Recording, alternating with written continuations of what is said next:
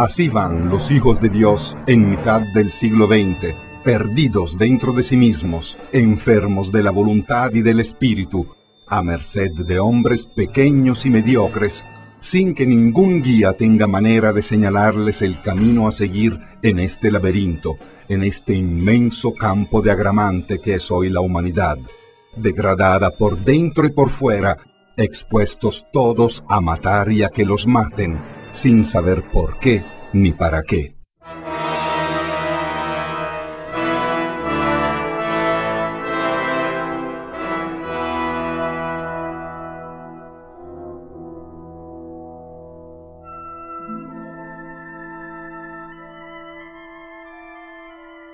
Nacido en 1896, Vicente Sáenz tenía apenas 18 años cuando estalló la Primera Guerra Mundial.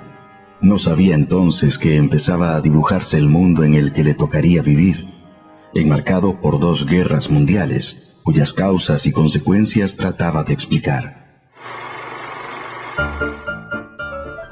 Quería el gobierno de Berlín, decía Sáenz, con el respaldo de las clases privilegiadas, de los grandes manufactureros y de la poderosa Banca Nacional, nuevas tierras, mayores campos de explotación. No satisfecho con la prosperidad de Alemania a la sombra de la paz, del trabajo, de su gran producción industrial y agrícola, no satisfecho con la grandeza y tranquilidad de su pueblo, no satisfecho, tampoco, con las colonias que a la sazón poseía el Reich en África y en otras regiones del planeta, con una superficie casi 6 veces mayor que todo el territorio de la metrópoli, el Kaiser Guillermo II lanzó su patria a la hecatombe de la Primera Guerra Mundial en 1914.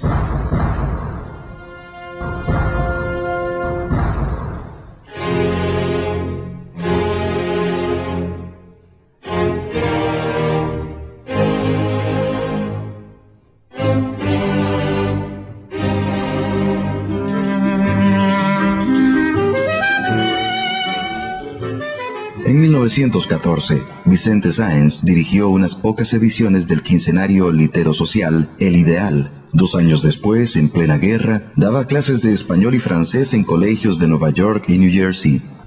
Ahí también queman la primera edición de Traidores y Déspotas de Centroamérica, luego reeditado en San José en 1920.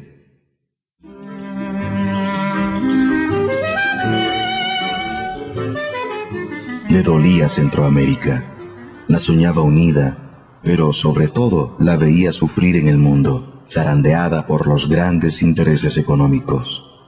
En su opinión, eran las sociedades anónimas incorporadas en Norteamérica las únicas favorecidas con las enormes riquezas del suelo y subsuelo hispanoamericanos.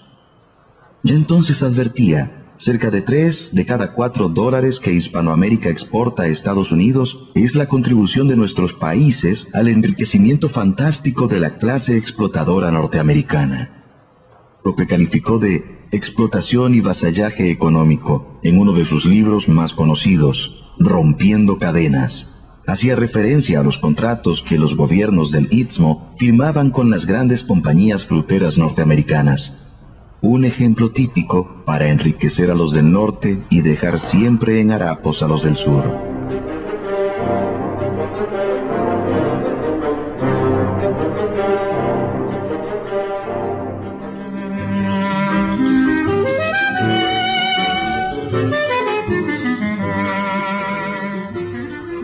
Yo pertenezco a una generación muy politizada, tempranamente politizada, por acontecimientos internacionales y nacionales. Y entonces fuimos muy preocupados por todo lo que tenía que ver con la democracia, con la independencia de América, con las relaciones de América con los Estados Unidos y todo ese problema que marcó definitivamente a generaciones enteras en América Latina. A partir de eso viene la investigación y la necesidad de informarse sobre lo que realmente había pasado y estaba pasando. Y en esa inquietud me encontré con Vicente Sáenz en sus libros.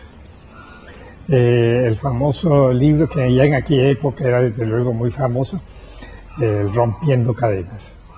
Fue un libro que marcó parte de la orientación social y política de varias generaciones en América, en Centroamérica y desde luego en Costa Rica.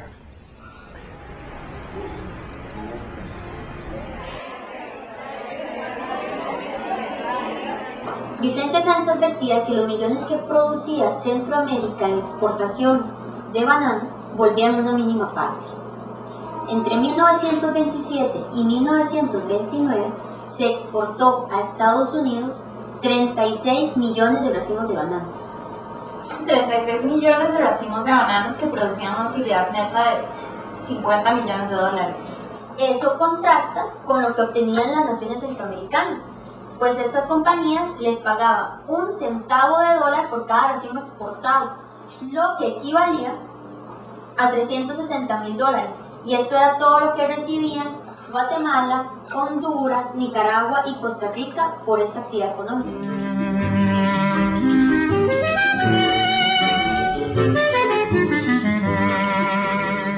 Ese es otro tema que Vicente Sáenz analizó en detalle: los contratos que nuestras repúblicas celebraron con prestamistas del norte. Sáenz ha explicado cómo los banqueros multiplican sus panes, cómo esos préstamos dieron origen a las mismas deudas que hoy originan los movimientos que exigen una auditoría. Vicente Sáenz trató con mucha lucidez el tema de las deudas. Él se refería naturalmente a las condiciones de su época y a la situación en Centroamérica. Trató, en particular, el préstamo que el presidente Calvin Coolidge hizo a su protegido en Nicaragua, Adolfo Díaz, en marzo de 1927. Algo similar pasó en Costa Rica, cuando banqueros ingleses desembolsaban 600,000 libras esterlinas y nos cargaban a la cuenta 3.400.000. Casi 40 años después, durante la primera administración de Ricardo Jiménez, en 1910, esos bonos ingleses, totalmente depreciados, se transforman en una deuda de $10 millones que Costa Rica debe pagar a Minor Keith, dejando como garantía todos los ingresos de aduana, por importación y exportación. En materia de empréstitos a Hispanoamérica, las cuentas parecen cuentos. ¿Será que es muy distinto el mundo en el que vivimos hoy? Muy distinto no, pero sí algunos problemas se han agravado. Mira, el 2007 se inició la crisis financiera y arrastró a muchos países, y además dio pie a que se aumentara la concentración de la riqueza. Mientras las economías se contraen, el sector financiero se enriquece, y la tendencia de transferir recursos del mundo en desarrollo al mundo desarrollado no para de crecer. Además, como parte de esa tendencia de transferencia de recursos, estamos viendo un proceso de privatización de los recursos públicos, una tendencia que sigue afectando o se está afectando también a Centroamérica. Eso es en parte consecuencia de los tratados de libre comercio, que entre muchas cosas pone en manos de instituciones internacionales la solución de controversias. Definitivamente nos hace falta la voz de Vicente Sáenz para que nos advierta sobre los inconvenientes de todas estas situaciones.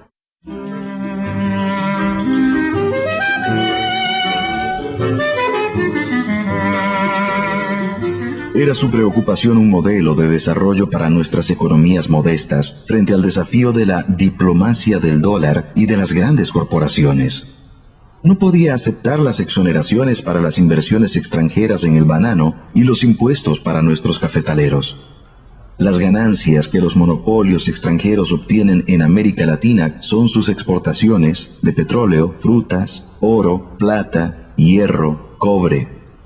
Pero son sus exportaciones, no las nuestras, insistía Vicente Sáenz. Hay que repetirlo, decía, pues en ellos se cifran nuestro coloniaje y nuestra descapitalización. No sacaremos nada, concluye, con cerrar violentamente las puertas de nuestros países al inversionista extranjero, pero tampoco ganaremos nada con dejarlas abiertas de par en par a inversiones esencialmente descapitalizadoras como las que aquí he mencionado.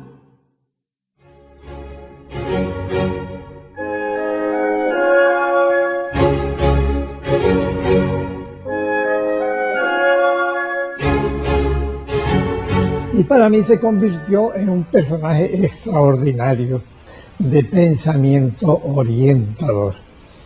Ya después me informé sobre la participación de él aquí en Costa Rica, sobre los periódicos que dirigió y sobre todo la revista Liberación. En aquella época no había ese temor casi suicida de los intelectuales a todo lo que sonara a extremismo, digamos, de izquierda, ideológico y demás. Eso todo se consideraba pues algo completamente natural. El nacimiento aquí del Partido Comunista. Por el comunismo en los primeros tiempos votaban intelectuales liberales por el Partido Comunista, sin ninguna, digamos, temor a que los fueran a perseguir en las universidades, en los trabajos y demás. No existía la Guerra Fría. Por eso vemos en esta revista Liberación agentes que luego, personas que luego pasaron a ser parte, digamos, de los sectores conservadores del país, como don Abelardo Bonilla, por ejemplo, que escribía y era parte del staff intelectual de la revista, como don León Pacheco, como don José Marín Cañas, que luego fueron considerados como gente conservadoras o de derechas.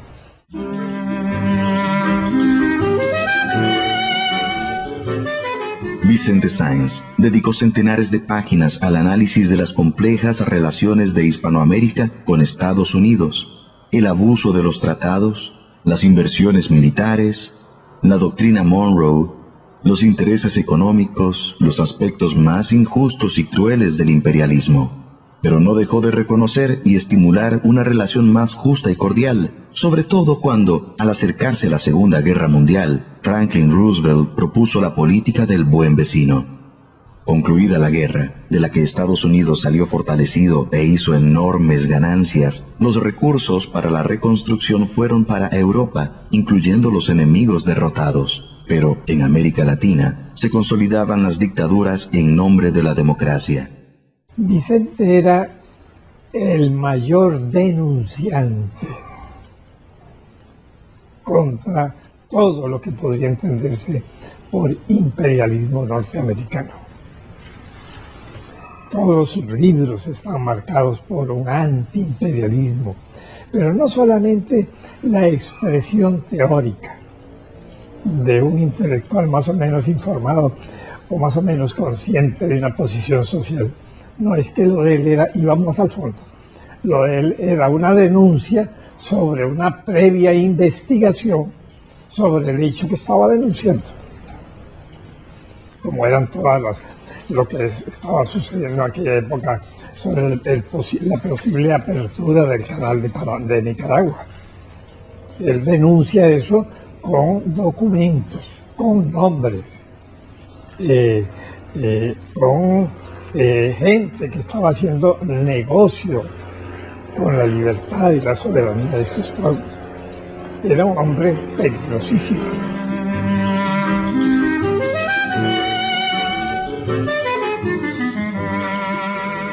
Lágrimas y sangre, desolación, mortandad, escombros y miseria, para usar el léxico de Winston Churchill, decía Sáenz, les costó a las democracias el fraude del anticomunismo. Llegó a extremos la propaganda contra México, principalmente en las administraciones de Calvin Coolidge y Herbert Hoover. Cualquier declaración adversa al desembarco de marinos en territorio hispanoamericano, cualquier punto de vista que se opusiese al coloniaje económico en nuestros países era, forzosamente, comunismo. Ya entonces, Sandino se había alzado en Nicaragua. La campaña de la gran prensa capitalista se intensificó cuando el general Lázaro Cárdenas decretó en 1938 la expropiación de la Standard Oil y de la Royal Dutch. Todo era comunismo. En 1954 acaba de terminar la guerra en Corea y el mundo vivía en plena Guerra Fría. Vicente Sáenz denunció que bajo el pretexto de la libertad y la democracia, el gobierno de Estados Unidos apoyó las dictaduras militares en América Latina y el Caribe. Bueno, en el caso de México, este fue el primer país que fue una víctima del fraude anticomunista en América Latina. Esto especialmente durante el gobierno del general Lázaro Cárdenas, quien con su medida de nacionalización del petróleo provocó que se intensificara la campaña anticomunista en el país. México pasó a ser considerado un foco comunista que podía contagiar al resto de repúblicas del continente. Cualquier punto de vista que estuviera en contra del enclave económico estadounidense era considerado un acto comunista.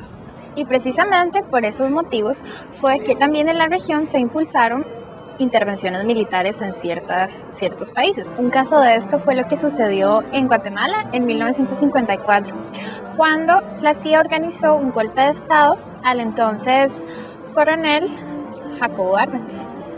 El caso, por ejemplo, mío en la Asamblea Legislativa, porque me pronuncié 4 o 5 discursos, más o menos, con cierta libertad. Y desde entonces me pusieron por todas partes el nombre, el apodo de comunista. ¿No? Y hasta el extremo de que todavía, yo que nunca militaba en el Partido Comunista, pero nunca he sido anticomunista. Todavía hay gente que me dice, usted fue diputado del Partido Comunista.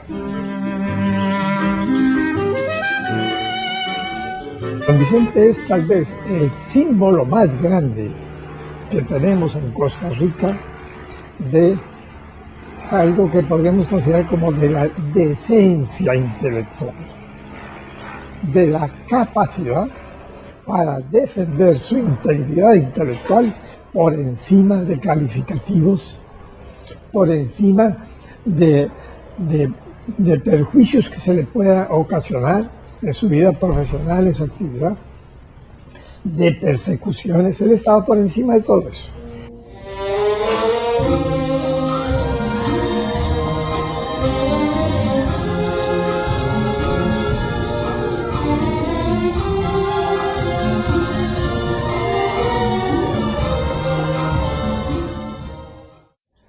Y entonces yo le escribí a don Vicente y le mandé el programa, los planteamientos nuestros, y le dije que nos sentiríamos muy honrados con que él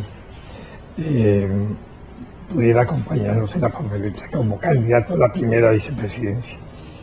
Y de una vez, sin engañarlo, yo diciéndole que aquella era una posición de intelectuales, no de políticos, y que no había ninguna posibilidad de que pudiéramos triunfar en nada, pero sí una posición de hablar, de decir las cosas que nadie quería decir en este país. Y don Vicente se manifestó encantado.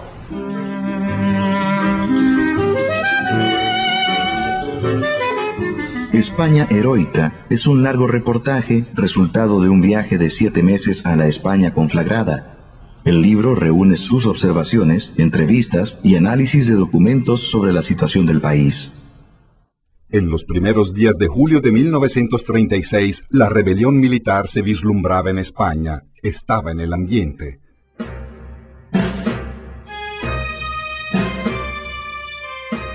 Era difícil comprender la razón de aquel movimiento en ciernes, que no iban a desatar los explotados, las grandes mayorías desposeídas, sino las minorías privilegiadas.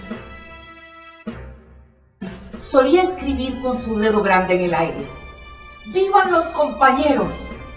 Pedro Rojas, de Miranda de Ebro, padre y hombre, marido y hombre, ferroviario y hombre, padre y más hombre. Pedro y sus 2 muertes. Papel de viento, lo han matado. ¡Pasa! Pluma de carne, lo han matado. ¡Pasa! Avisa a todos los compañeros, pronto. Palo en el que han colgado su madero, lo han matado. Lo han matado al pie de su dedo grande. Lo han matado a la vez a Pedro y a Rojas. Vivan los compañeros a la cabecera de su aire escrito. Vivan con esta vez del buitre en las entrañas de Pedro y de Rojas, del héroe y del mártir, registrándole muerto. Sorprendiéronle en su cuerpo, un gran cuerpo para el alma del mundo, y en la chaqueta una cuchara muerta. Una cuchara muerta.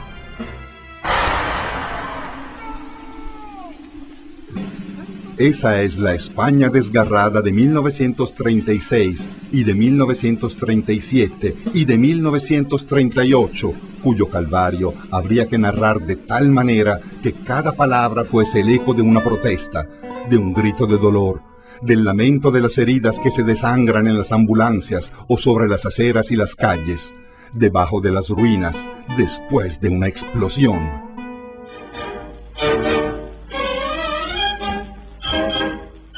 Vicente Sáenz participó del segundo Congreso Internacional de Escritores en Defensa de la Cultura, que se inauguró el 4 de julio de 1937 en la sala de sesiones del Ayuntamiento de Valencia. En los días siguientes se celebraron sesiones en Madrid y Barcelona.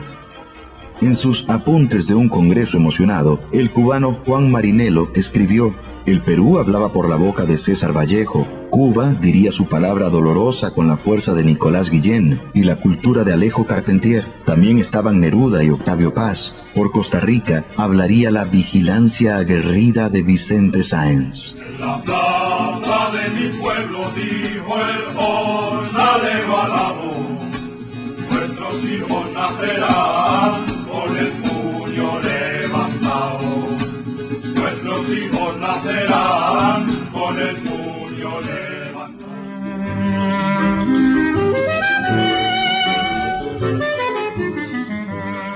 Así se fue construyendo la figura inmensa de Vicente Sáenz, costarricense imprescindible si los hay,